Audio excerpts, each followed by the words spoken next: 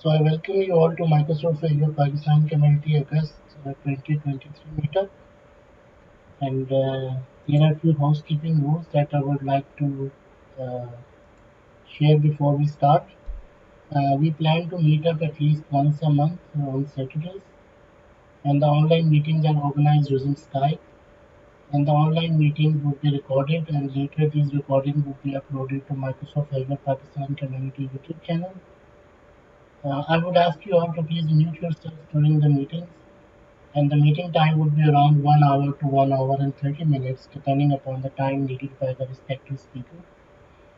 And there would be 10-15 minutes for a Q&A session in the end. And I would request you all to please write your questions in the chat window so that at the end of the session we could have a conversation on them. Microsoft Azure Pakistan community is a part of Microsoft Azure Tech Groups, so we follow the code of conduct that is laid down by Microsoft Tech Groups, and that is you should be friendly and welcoming, be patient, be thoughtful in how you communicate in person and online, be respectful and inclusive, and be open and curious. And you should always reach to the organizers if you need any information. Today we are honored of having Brian with us, who will be telling us about Power BI and Azure Synapse Analytics. And in this session, you will learn about the synergies of Azure Synapse Analytics and Power BI. And the other topics that will be covered are around Power BI, modern BI architectures, synergies and capabilities, pipelines, data serving and integration. And Brian told me that he will also be telling you something around the Microsoft Fabric. And this session will be delivered by Brian. And Brian has been working with SQL Server for more than 2 decades on varying projects in both size and complexity. And now he's working to support the data and AI team at Fellowmind. Currently given the honor of being Microsoft recognized Fasttrack solution architect. So Brian, thank you very much for joining us. It is an honor to have you on our forum.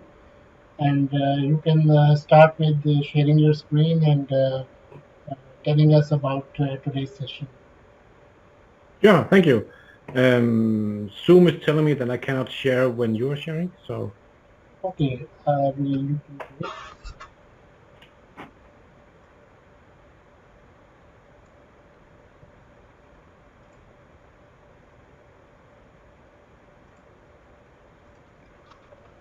I don't know if you'll be able to share. I can still see your screen.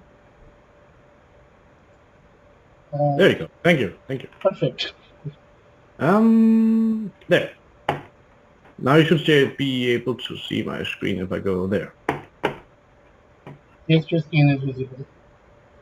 Yes, thank you. Thank you. Well, welcome to this session, and thank you for having me, and thank you for the introduction. I'm really fond of being here.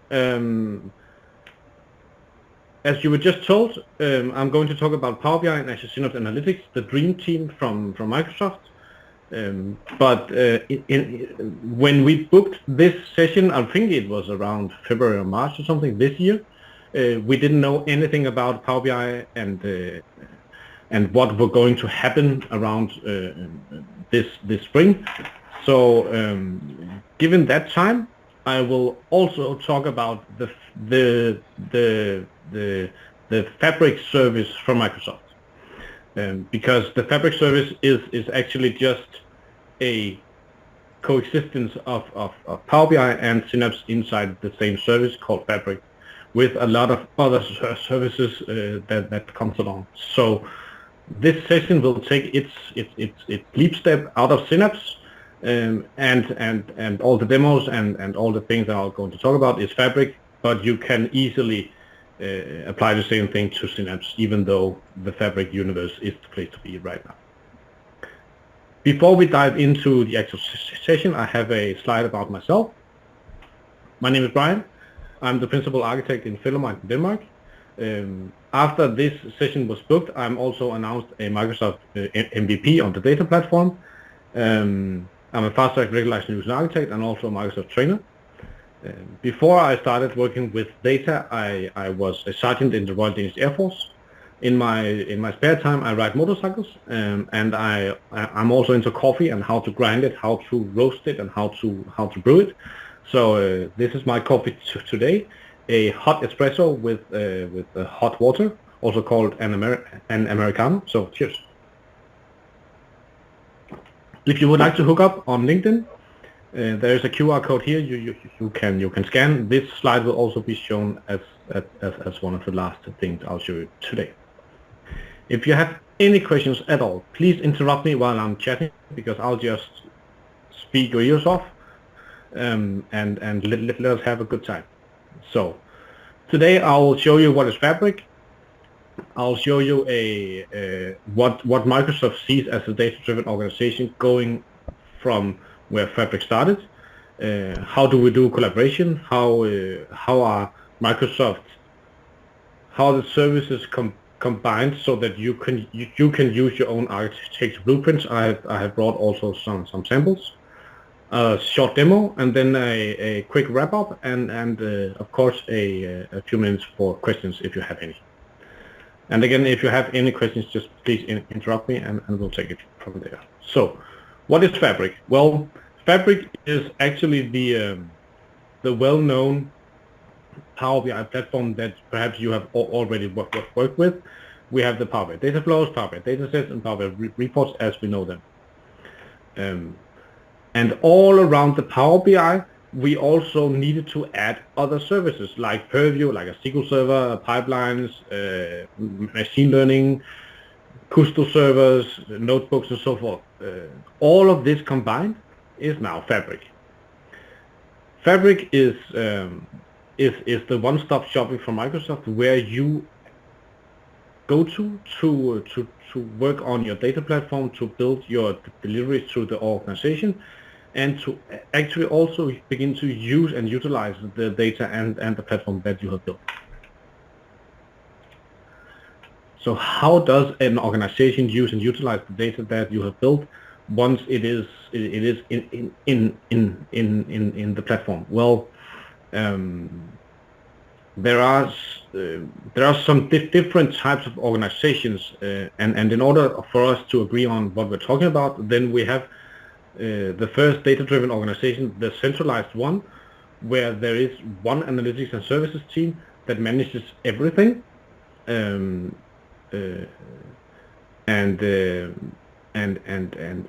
also delivers data to the organization from a centralized point of view. It is very crucial for me to say that this is not a this is how you should organize things. I know that there are different ways of organizing things. So I have just brought 3 different perspectives on it. This is not a best practice. Another way of doing it is the decentralized one, where each unit is a self-driven unit, but they also share data between each other. And then you have the hybrid, where you have the centralized thing of in the organization, where the organization is built around data. It is a data-driven, but each satellite in the organization is also proficient. They are capable, and they are delivering data to their part of the organization during the daily work. Perhaps, in my opinion, this is one of the most common setup that I see when I go to clients as a consultant. I see hybrid setups because one centralized part of your organization, as we saw on the first slide here. Sorry for that. Is so overwhelmed with work that they cannot deliver enough. But a hybrid organization has capabilities to do things centralized and then share it to the center of excellence, which promotes that part of the organizational data to a best practice or a common deliverable inside the organization. But this is not a best practice on how to organize things. This is just a way of seeing what I see when I'm collaborating with the organizations all around the world. So how do we do collaboration inside Fabric on data? With Fabric, we have also gotten a new service called OneLake. OneLake is the core service from Microsoft that unifies all the data disciplines and makes sure that you can share, you can use, and you can utilize the data in a centralized manner, but to the entire organizations. It is not OneLake is built on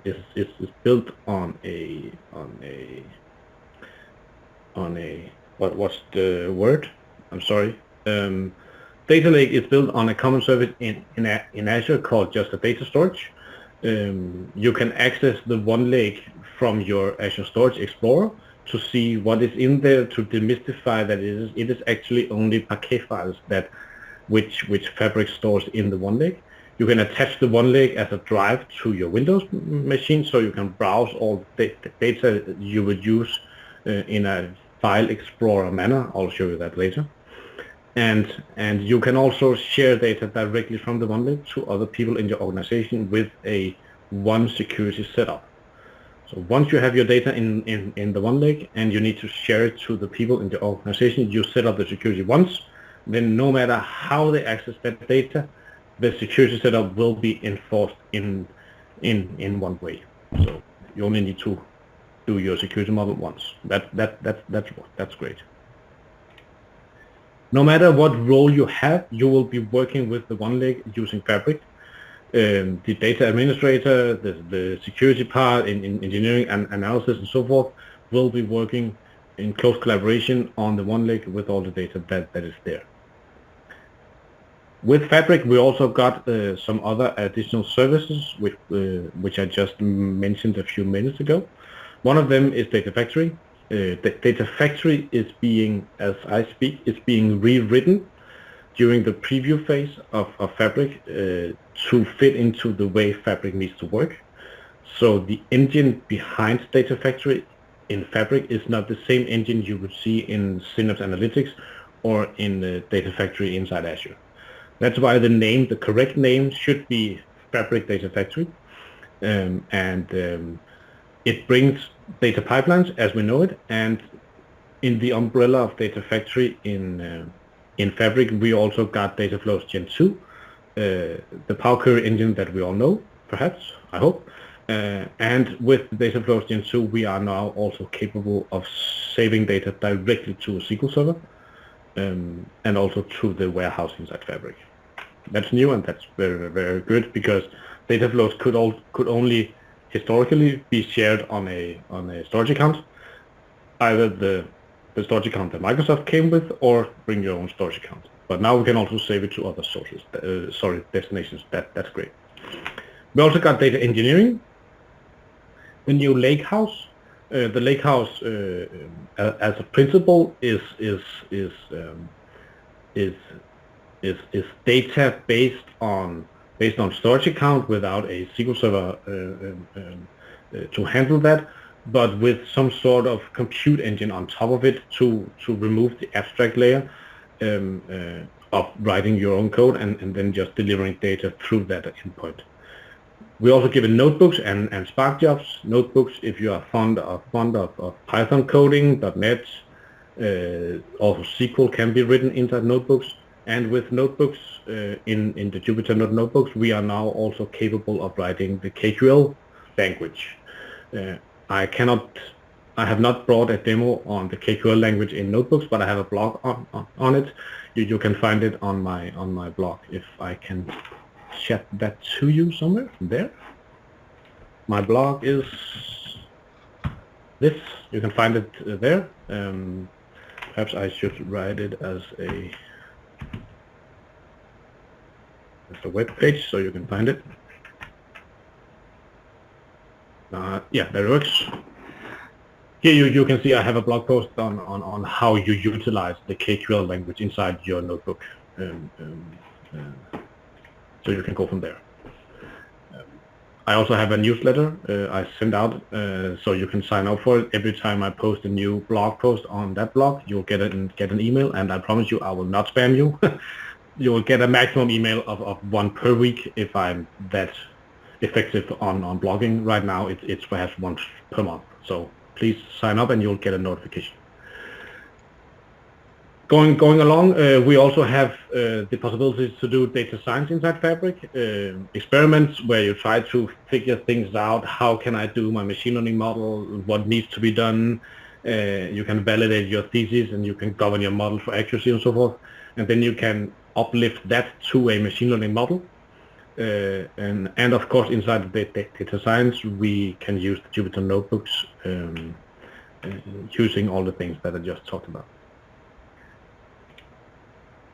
The thing with Fabric is that it also brings the possibilities to do a data warehouse, just called a warehouse in Fabric. It is the SQL Server of Fabric.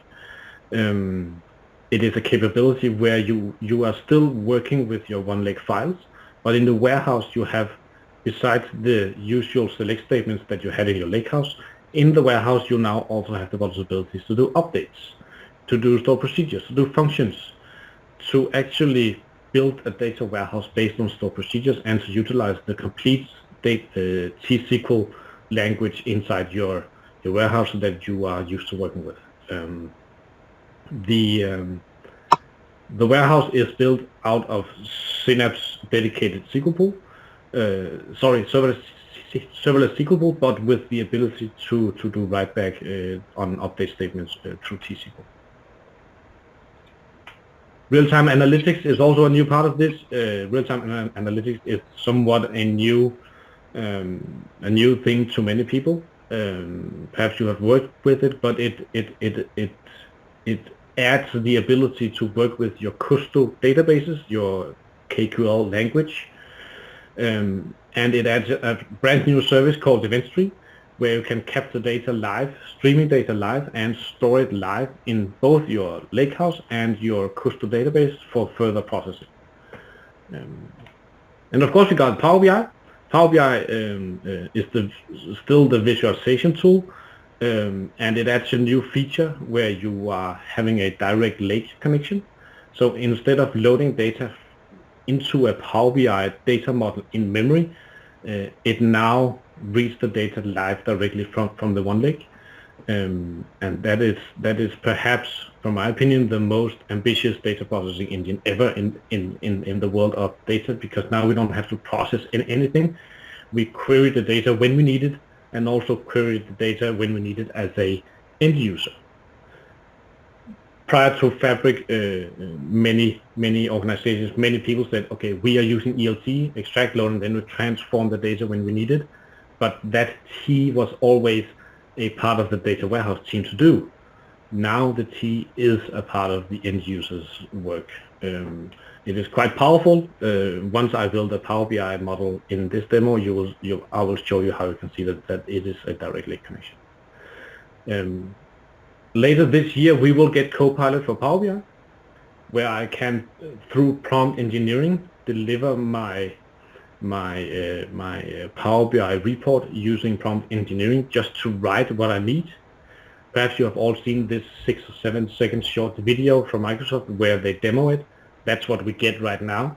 We don't know more, but if this flies as Microsoft has shown us, then it will be a game changer for people working with Power BI reports.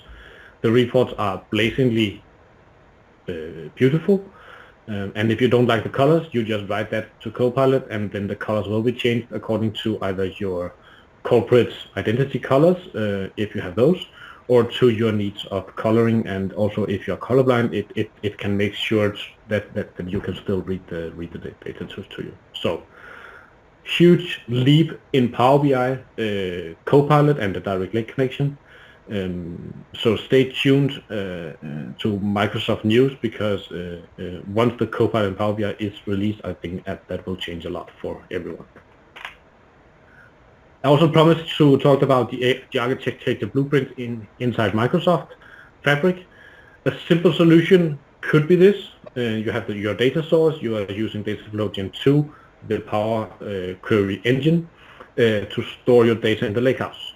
and then again you use Dataflow Gen 2 to do your medallion architecture, bronze, silver, gold, to deliver data to your end user through a dataset and then to the reports.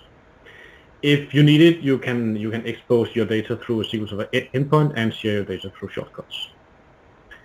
If you need a bit more enterprise, then you have the possibility to do it with data pipelines, to use Synapse Link services. The Synapse Link for for the Dataverse, Synapse Link for SQL Server and so forth can load data into your data warehouse now. Then you can use your stored procedures to do your medallion architecture, provide again the data through a data set and then out to the end user as a report. Of course, you can do the same thing with a lakehouse if you would like that. Then you are using notebooks to do your medallion process, but it's still the same process where you're just using the lakehouse. No matter what architecture you are choosing between your warehouse service or your lakehouse service, data will be stored the same place in the OneLake folder in Azure. If you have, if you need real-time analytics or near real-time, then of course you can utilize the event stream, the KQL database, and the query set to do live reporting through Power BI.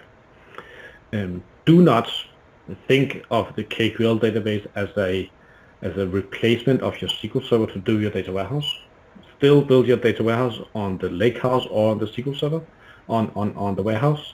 The KQL database is built for ingest fast, store data, and then read fast out again. It is not built for updates, for deletes, and so forth. It's built for immutable IoT streaming data that you are using for a new term called observatory analytics.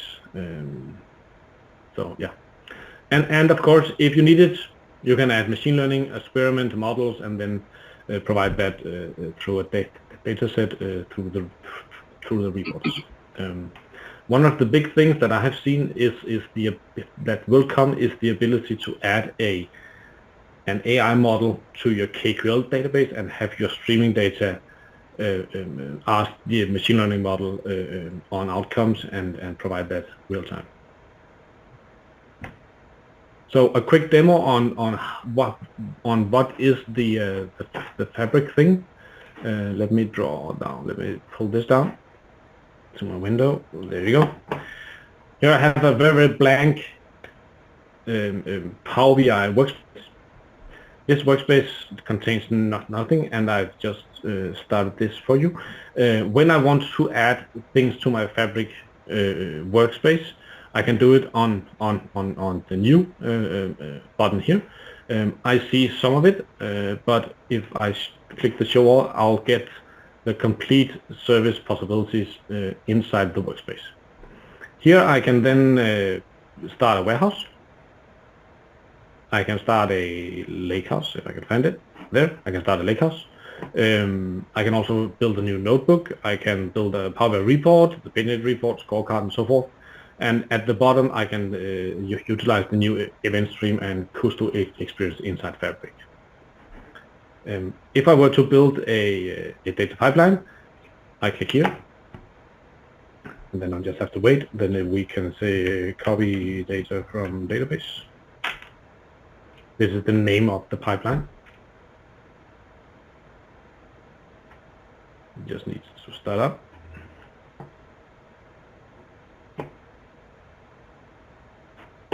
Then I'm presented with the UI more or less look alike as I would in Data Factory. Very quickly I can begin to copy data. The source is an external source right now. I'll show you why there's also a workspace later, but the connection here, I've already done some connections because these are okay for pretty easy to do. And then the connection type is a Azure SQL database. Sorry, I need to choose the correct one. There, and if I just do like this, I can now see all the tables that I have in my SQL Server. This is AdventureWorks demo database, and if I click the customer, I can now preview it. And now I can see the data that is in the table. This is just a snapshot, so perhaps I think it's 10 or 20 rows, but I can get an understanding on what am I working with here. Of course, if I need to add this as a dynamic load, then if I edit the connection, I can add parameters. I can add things to do this dynamically, but for the purpose of this demo and the time we have, I will only load this customer table. The destination is now the workspace destination, and here I can choose where I would like to land my data. Do I want to land it in a lakehouse, in a SQL database, or in a data warehouse? Right now, perhaps I would like to save it in a data warehouse. I don't have any data warehouse right now, so I need to go back to my workspace, new. Then I choose the data warehouse. Where is it? There. Choose the data warehouse. Warehouse Pakistan. Sorry, with the capital P. Pakistan.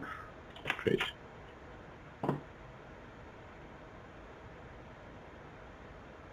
This is one of the beautiful things around the Fabric universe, because now I'm spinning up services using my mouse and then just giving it the name. I don't have to think about the networking, the VNets, the compute power, the Azure setup, the resource groups and so forth. I just click it on a mouse, give it a name, and then Microsoft is serving this to me as a single point of view. Now my warehouse is up running. I can go back to my pipeline. Where is it? Come on, there you go. This is my pipeline. The destination is now the warehouse. I can refresh this, and it should show me the warehouse. There you go. Now I have the data warehouse Pakistan. The table is either use existing. Right now it is an empty warehouse, so I will just select auto create. Then the schema name could be DBO, and the table name is customers. Again, I can add dynamic content here, so I can do a loop of all my tables, and now I'm actually up and running. I can run this. Save and run. Saving, and it should begin to run. Running. There you go. In the top right corner, you will see a status of what is happening. Right now, this is running. Let me get rid of all of these. They are just confusing.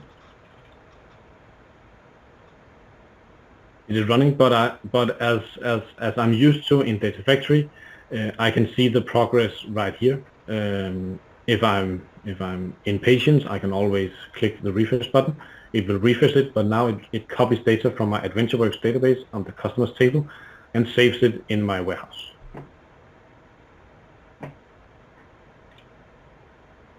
Come on, it shouldn't take that many seconds. There you go. It is done. The data is now stored in my warehouse. Let me go back to the warehouse. Just needs to load a second. Now I can see the customers table in the DBO schema is there. I can unfold and look at my data types, and I can get a glimpse of what is the actual data that I have now. If I were to load every table in the warehouse, then I could actually start to begin to build a model.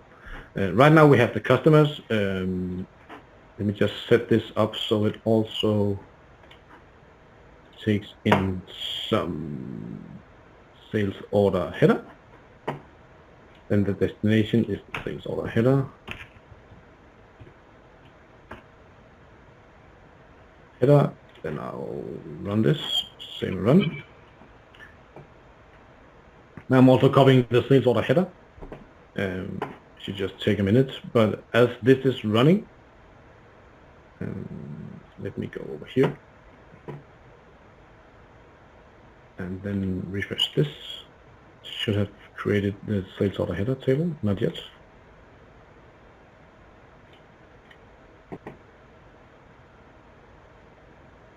Come on. There you go. Now the sales order header is automatically created for me and data is loaded. I don't think it is done. So right now the table is empty. But as this pipeline is running, the data will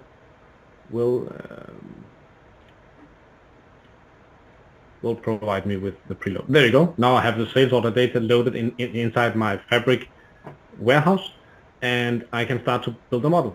Either in the top left corner, I now have the possibility to do a query or to build a model.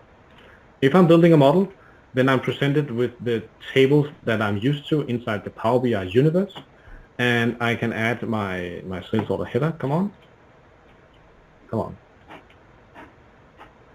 Is this not, hasn't it been loaded? Refresh.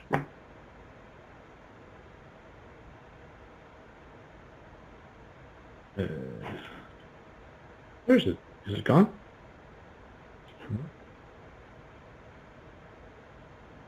I just need to close it and then open it again. Sorry for that demo.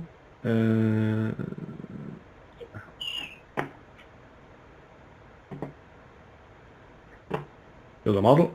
There you go. Now I have both tables, and I just need to join on customer ID. So from sales order header to customers, I'm joining there.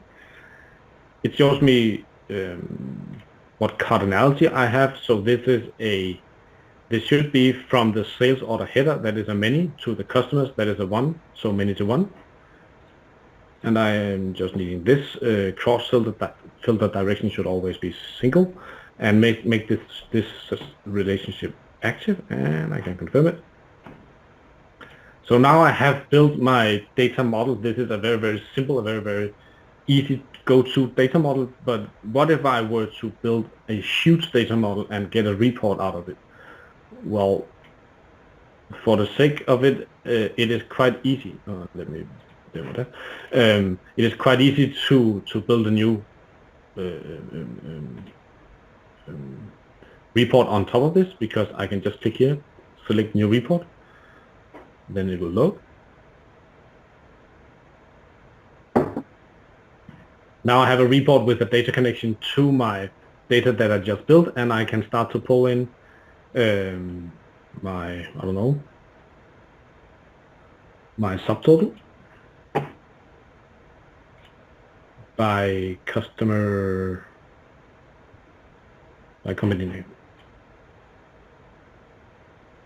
Now I have a report very, very quickly, and I can save this report.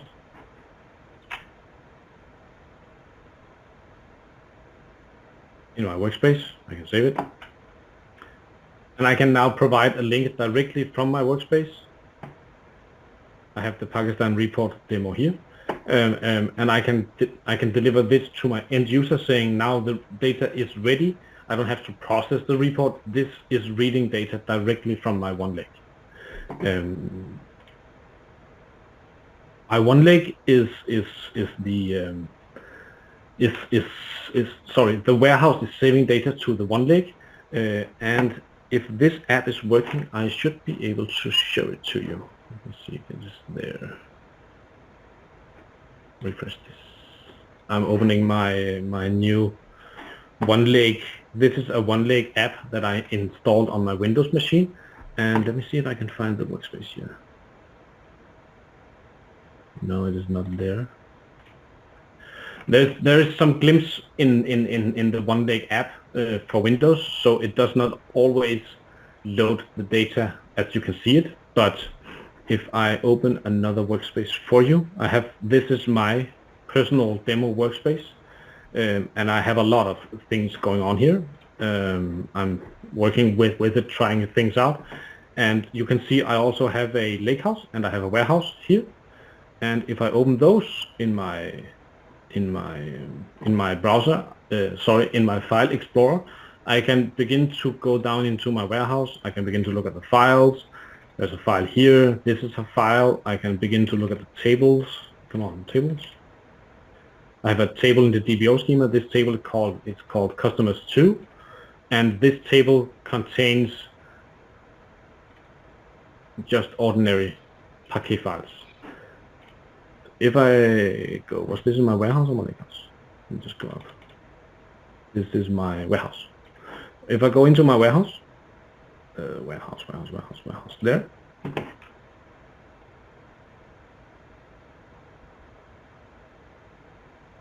This is my table. So the data from the warehouse is also stored inside the one lake, and I can begin to do queries, I can begin to do reports, I can begin to do all other stuff that I would like to do. But is there an even easier option to build a Power BI report inside Fabric? I'm glad I'm myself asking the questions, so I can also answer them. Let me find my lakehouse. There. This is my lakehouse. I have these tables: customers, employees, orders, blah, blah, blah, and so forth. And then I can build a data set on top of this. I would like to see the orders, the product categories, the product subcategories, the vendors and the products, and the employees, and confirm.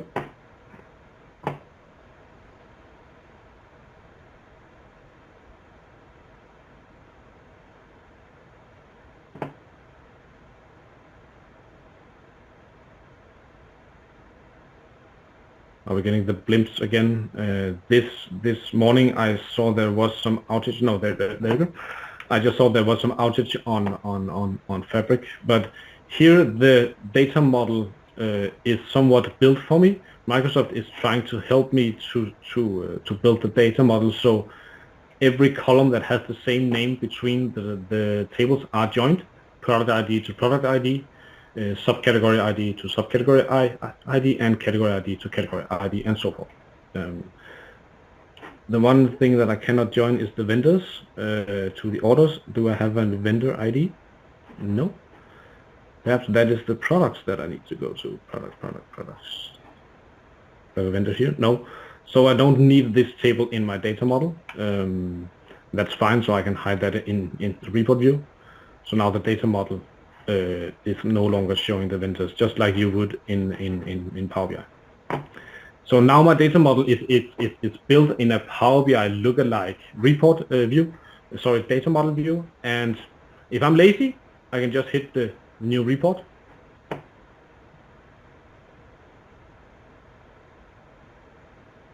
And then once again, I have the tables, I have the columns, and I can begin to draw in the line total by country. Country is not working, but I think you get the idea. Again, I have a report. I can save this. I can provide this to my customer, and everything I'm doing is reading directly out of the one lake. Then I was in the lakehouse. The lakehouse, I had the tables. These are the tables: customers, employees, orders, and so forth. If I go into orders, I will see that it is just the snappy paquet files. These are Delta paquet files with the Delta log on top of it. The Delta log is just a JSON file telling the engine what files do I need to read in order to get my complete data set. I get 1,000 things open here. Sorry, there you go. I don't need to say that. And I don't need to save this. Where are we? There you go. You can see there is also a thing to observe inside the Fabric universe here. Every time I create stuff, it is listed in one list without categorization, without folders, without anything. The only thing I can do is sort it by type, and then I can begin to find my things. If I go back to my own demo workspace, you can see that everything I'm doing is creating elements inside my list. So I need to know where to find it. There is, of course, I can filter for it. I can search by type, but the UI could be better. Perhaps, I hope Microsoft is working on this to get it into folders. One thing I would like to show you is the possibility to, in my warehouse, in my workspace, to also add streaming data. The event stream service is, come on. The event stream service is not working. There you go. The event stream service, event stream. And here I am provided with one of this small gotchas in Fabric. When I'm doing an event stream, I cannot have spaces in the name for some reason. But I know that reason because beneath the event stream you have an event hub that spins up, and event hub by default cannot yet have spaces in the name.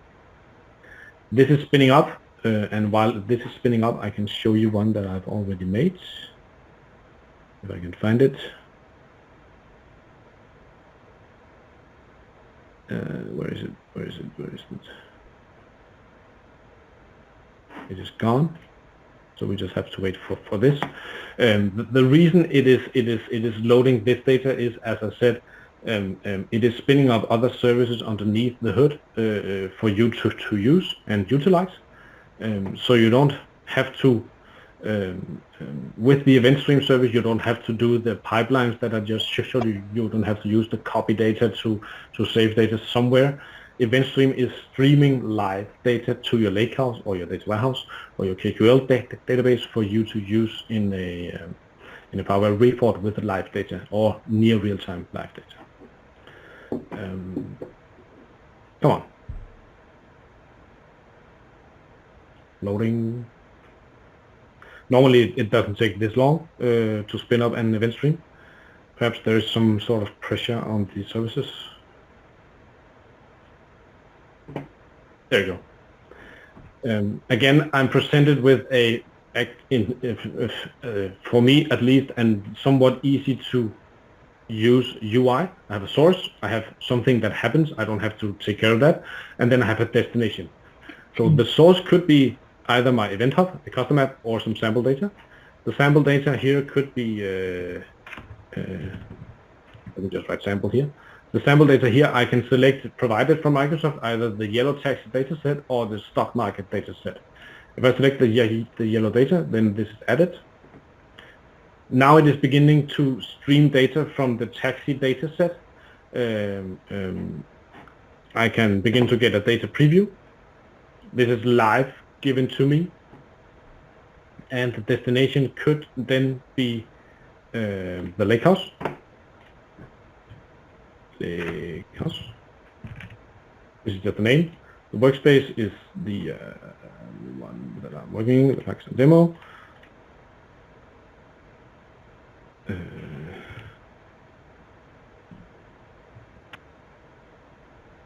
It doesn't recognize that I have a lakehouse. Why is it not? Come on.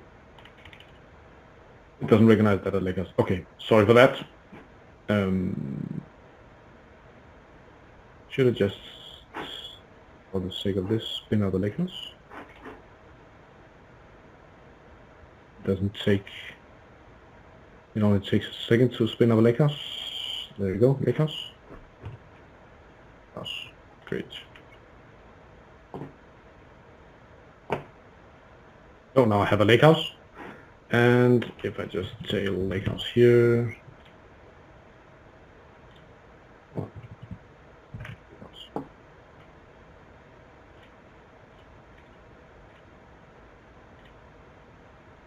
let's try again.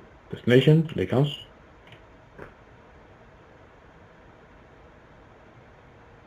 Should I really stop this and then go back?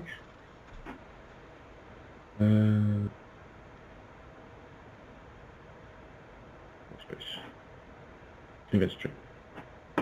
Loading. Destination. Lakehouse. Lakehouse exclamation. Workspace is this workspace. There you go, the lakehouse, the table. Here I need to select a table, or I needed to look at this a few seconds before I actually understood what happened. But add double pling as a new delta table. What does that mean? Well, how can I add a new table? Well, I can actually just write it. This could be taxi demo data. So now it understands, okay, I need to add the taxi demo data, then add taxi data as a new table. So now it is creating a new table for me. The input data format is JSON, that's fine. If I need to do anything with this data, aggregate it, expand it, filter it, group by, manage fields and so forth, I can do it right here with a mouse. I can aggregate it.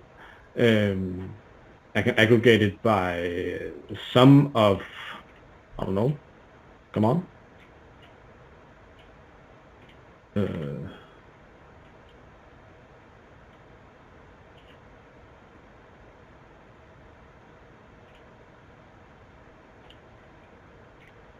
This is the glimpse again. as I showed you this morning, there's a glimpse in the event stream that it is not working. But if this were working, I would be able to select the field in my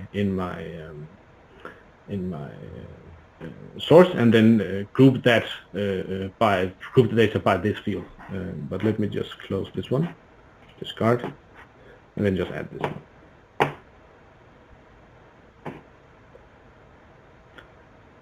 So this is streaming for me right now as we speak. The event stream service is keeping the data right now because it doesn't know where to store it. And once this style of waiting time is done, it will begin to save the data in my lakehouse. If you do it.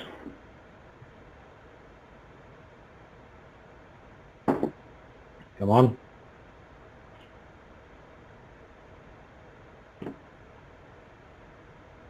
While this is running, I will show you this one. Refresh. Come on, refresh.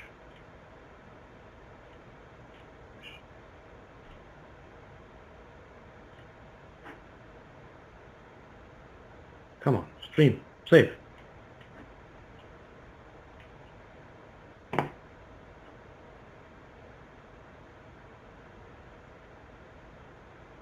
Something is not working.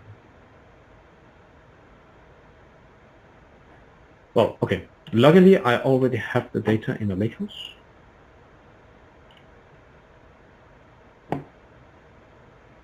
No, not there. Come on. Okay. The demo ghost is here. Every time I need to demo something, it doesn't work.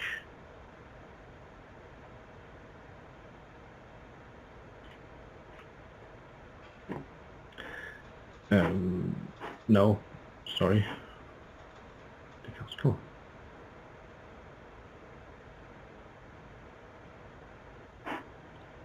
Come on. There we go. Now it is ingesting. So now data should begin to be saved in my lakehouse.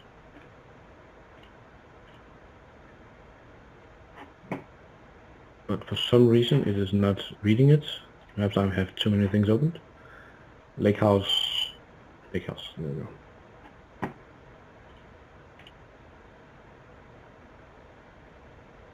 Come on.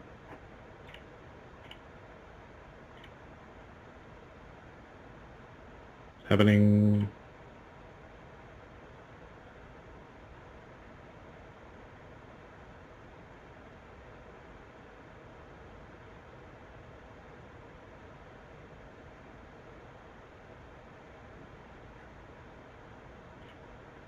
Okay, the demo code is here. You just have to you just have to believe me that.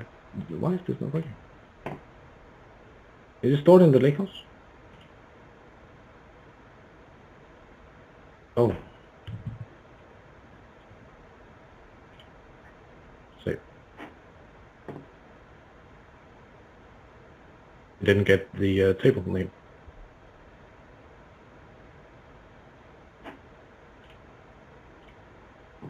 Okay.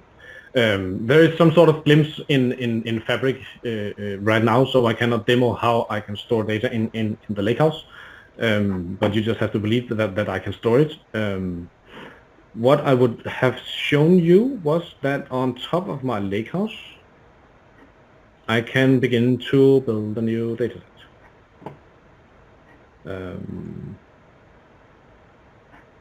Sorry, not that one. The demo ghost is here.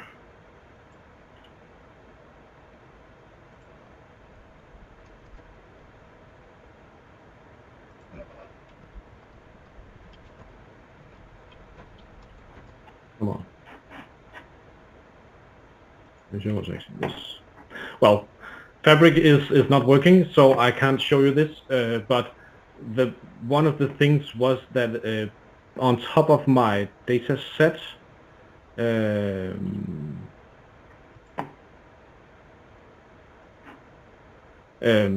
when I have built my data set, this is just for you to see. Then there is a possibility to auto create a Power BI report.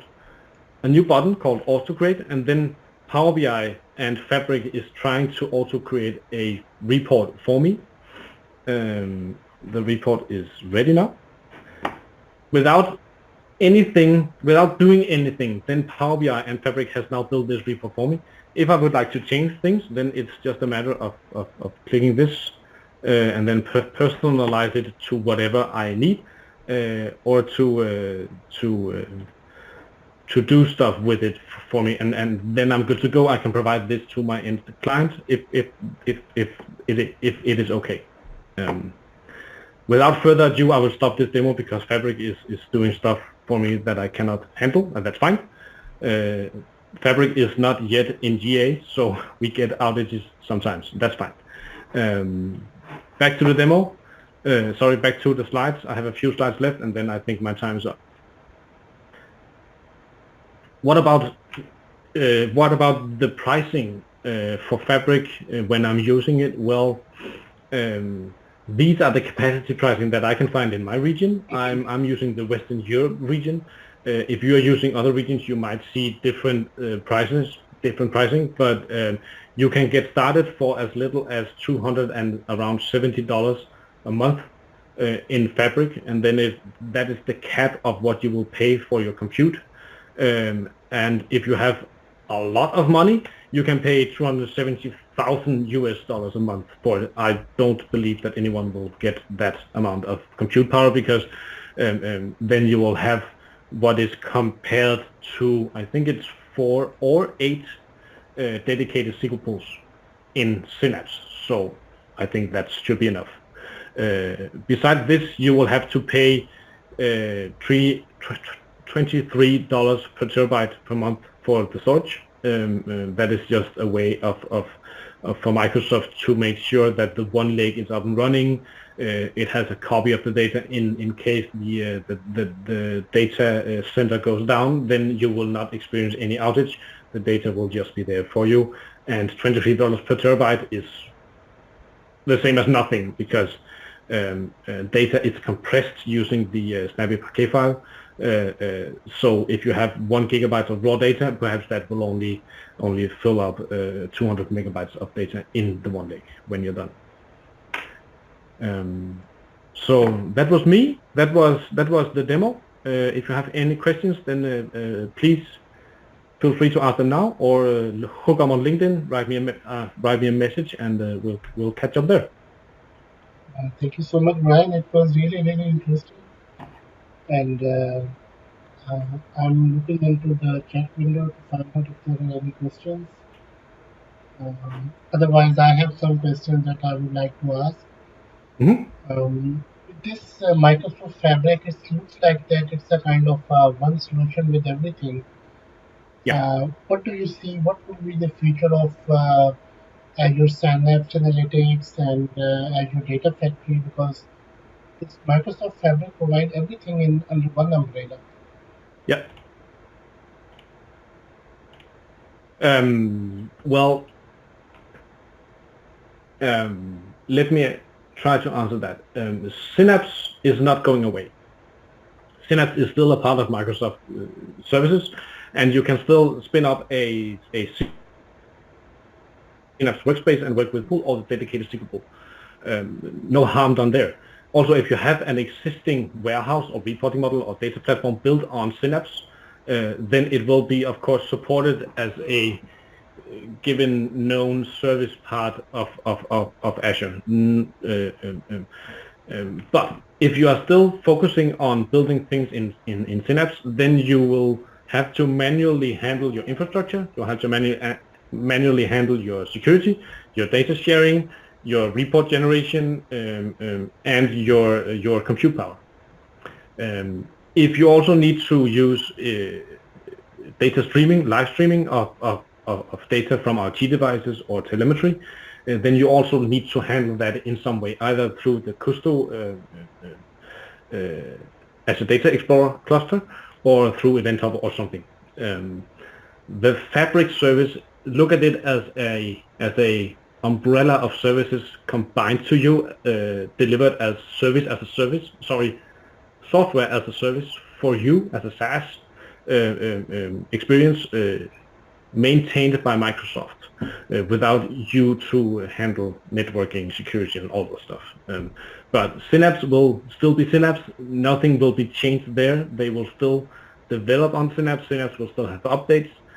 But as we saw with Azure Analysis Services, the tabular engine inside Azure, Microsoft will, perhaps in 5 or 10 years, begin to push people towards Fabric if you're using Synapse, and ask, okay, do you really want to use Synapse because we have the offering called Fabric?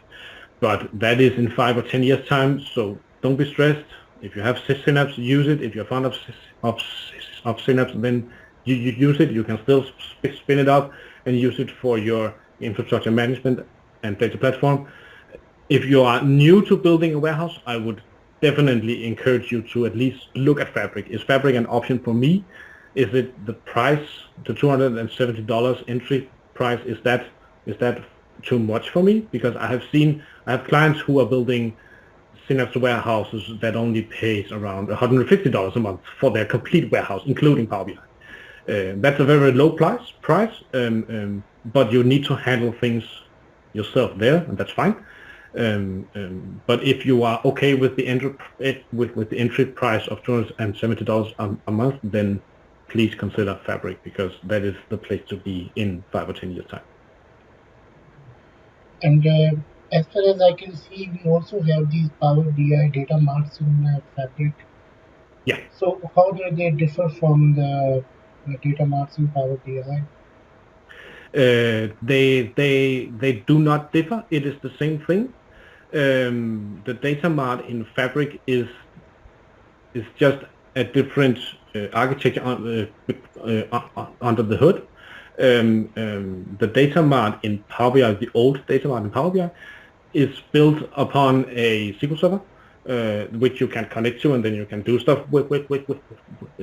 Whereas the data mart in Fabric is built on as an abstract layer on top of the one leg, which queries the data live and brings it to the report. So that's the main difference between the data mart in Power BI and the data mart in Fabric. And if I'm not mistaken, I think that the data mart in Fabric will perhaps not be there when they go GA, because the data mart is some sort of not needed anymore, because I can build my data model directly on one leg and then do a report. So I don't need my data mart anymore. If I really need a SQL Server, then I can just spin up a warehouse. A warehouse also has a SQL Server endpoint, which I can connect to from SQL Server Management Studio, from Azure Data Studio, and begin to work with it as I would any other SQL Server. Update, select, truncate, store procedures, functions, and so forth. So, yeah. And then in the last, I would ask you one very important question. Yeah. By looking into these features offered by Microsoft Fabric, where Like it is very easy to spin up a data warehouse. It is very easy to create your ETL operation just by doing point and click. And it is very easy to do the data modeling because it will present you with many things automatically.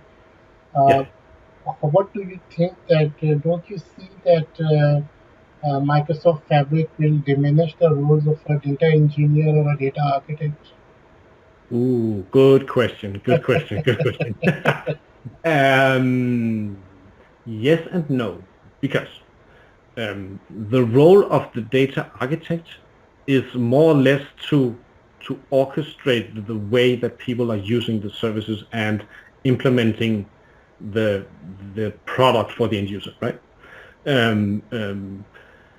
What Microsoft is diminishing is the need for infrastructure management, security management, and all these stuff, but it also adds additional complexity for governance.